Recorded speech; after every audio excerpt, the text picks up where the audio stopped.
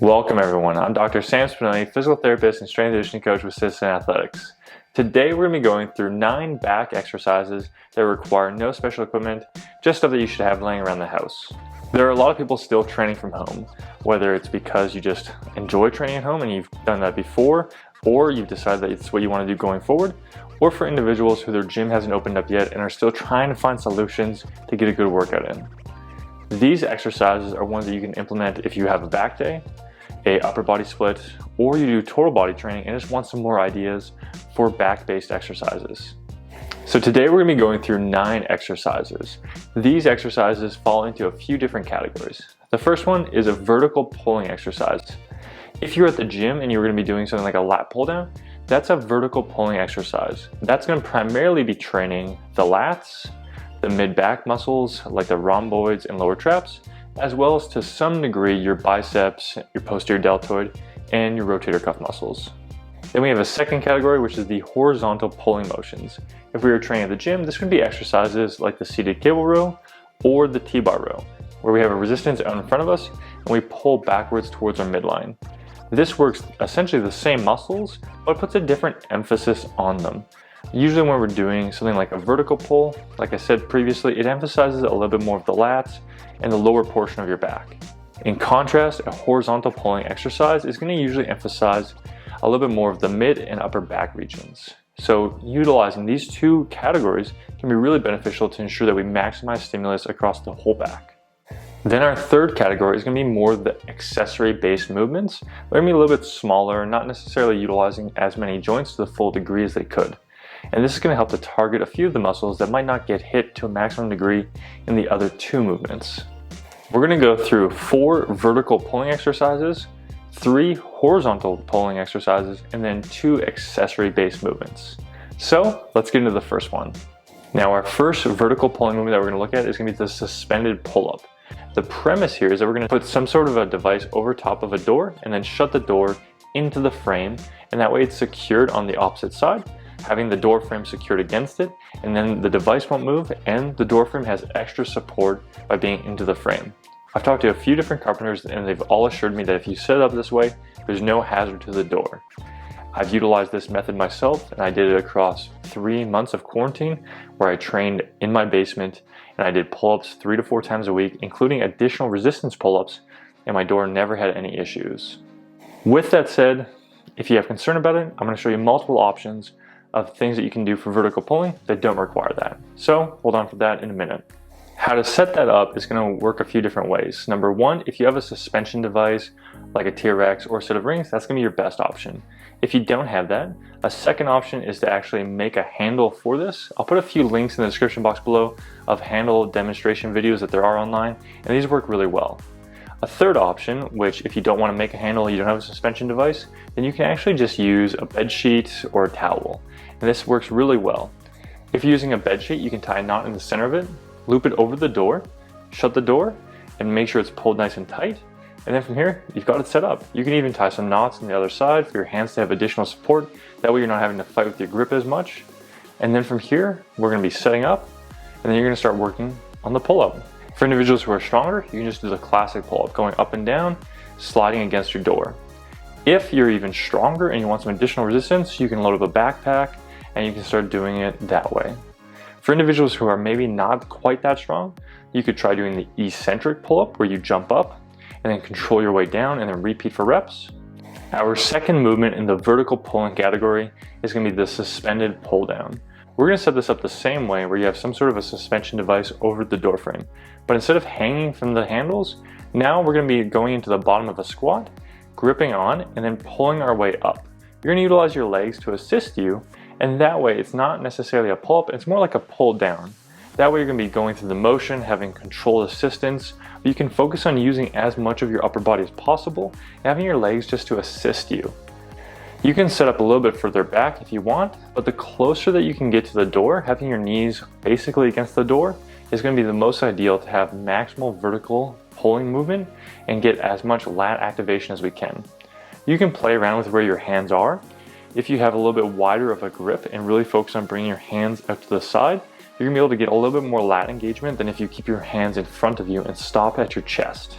This movement is one where you can really focus on having a mind-muscle connection and trying to have maximal engagement as you go up and down, focusing on trying to squeeze your lats as hard as you can throughout the motion, especially at the top. For individuals who don't want to use their door frame in any way or are just not able to do that variation to a good degree, that's where our third option comes in. And this is going to be the sliding pull down. We're going to set up by laying a towel on the ground. From here, we're going to go and lay our chest on the towel, reach our hands up above our head, and then pull down just like we would be for a pull down. Here, our body weight is our resistance again, and by having that friction force resist us by pulling up, it'll give us resistance to our muscles to challenge them to a higher degree. Now, I don't have carpet in my house, but I've been told that if you take the top of a rubber tote and you put it on the ground, you can lay on that on carpet and do the same movement, and it works really well for those individuals. Once you finish pulling up to the top, from here you have two main options. Option one is that you actually push back and then you go through the motion again. Or option two, if you have more space, then you can just reach your hands up again and then repeat that motion. For individuals who find that this exercise is pretty challenging, but not necessarily as challenging as they were hoping for, you can do a few things. The first option for adding resistance is having your legs rest on the ground. So having your toes on the ground, you could even start to push them down a little bit to increase the amount of friction force that's experienced as you're pulling. The second option is that you could put some weight on your legs. This could be a backpack, some books, something else. It's going to add some additional load so that you have that increased friction force as well. A third option is actually to stagger your hands, and that way you're doing more of a one-arm version and putting more challenge on one side at a time. That's going to increase how much force there is you have to move with each arm, and then you can just alternate back and forth between sides. Then if you're looking for another pull-down option, or if none of those three prior ones work for you, we have a fourth option, and this is going to be the hover pull-down. To do this movement, we're going to lay on our stomach again, but now instead of having a towel underneath us, we're going to be gripping a towel in our hands. From here, we're going to have it starting at our head position, and then we're going to start to pull the towel apart, and we're going to reach up above our head, come back down, and you can either bring it down in front of your chest or behind your head, whichever you find is more challenging for you and comfortable on your shoulders. Technically, by going behind your head, you'll put a higher demand on external rotation, and that external rotation is done by a lot of your back muscles. However, some people don't have the sufficient range to do that comfortably, and just coming down from their chest is more than sufficient. A critical detail with this movement is that you are pulling as hard as you can, really trying to rip that towel apart as you go. If you're just casually doing it, it's not going to be that challenging of a movement, but if you are pulling as hard as you can, it puts a high amount of a relative isometric force on those muscles as you go through the motion. Now with the vertical pulling movements out of the way, we're going to transition to the horizontal pulling. Again, these ones are going to emphasize a little bit more of your mid and upper back, and they're a great option for a lot of people.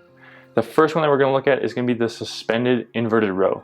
To do this, we're going to be setting up like we did earlier for the suspended pull-up, but now we're going to be reclined and utilizing typically a longer handle. For some people, this is going to be best off by using two bed sheets. That way you can tie a knot at the end of each one, suspend it over the doorway, shut it just like we discussed earlier, and then you can go into a reclined position and start working on rows. What's awesome about this is it gives you a lot of freedom in manipulating where your hands, elbows, and body is in space. So if you're someone who's looking for, a little bit more lat focus, you can keep those elbows in tight, keep your hands nice and close to you, and focus on really retracting those shoulder blades and extending your shoulders. In contrast, for people who want a little bit more upper back, you can have the elbows out to the side and focus on really squeezing those shoulder blades back. You can play around with how reclined you are. The more of a recline that you have, the more challenging the movement is going to be. So if you can have a longer length of a handle, it should make the movement more challenging for you. Or you can come up higher if it's too hard, and you can even bend your knees if you need to make it even easier. Now again, some people don't want to use the door frame, which is understandable.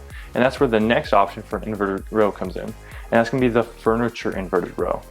We can set this up a few different ways. The first one is utilizing a table. Here you just come underneath your table, get set up, and you can start working on doing rows up to it. You can either face with your legs underneath the table or face with your legs out. The way that you set this up is going to usually dictate how you're actually going to hold with your hands.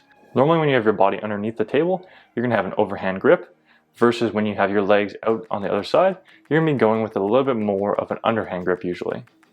For some people, the table is not going to work for them, and that's where you can possibly set up with a different option, like using two chairs and a broomstick.